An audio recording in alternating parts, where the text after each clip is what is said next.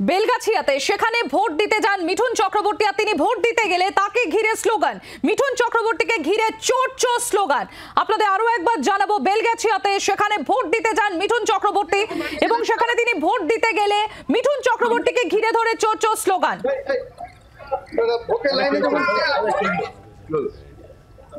এমনি করে দাও হোটেল লাইনে দেখলাম দাঁড়িয়েছিলাম তখন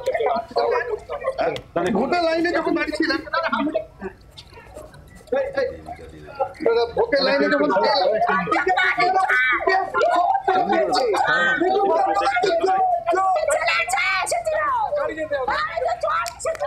ঠিক আছে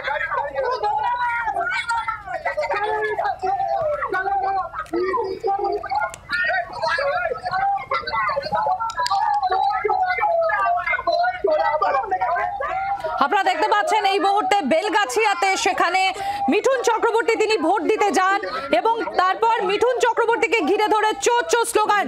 আপনাদের দেখাচ্ছি সেই ছবি আমরা। হোটেল লাইনে যখন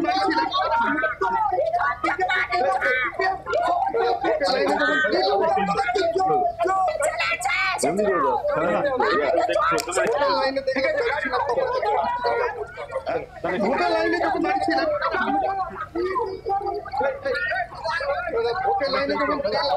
বাসুদেব আমাদের প্রতিনিধি রয়েছে আমাদের সঙ্গে। বাসুদেব, যেটা আমরা শুনতে পাচ্ছি, মিঠুন চক্রবর্তী তিনি সেখানে ভোট দিতে যান এবং তারপর তাকে ঘিরে ধরে চোর চোর স্লোগান হতে থাকে।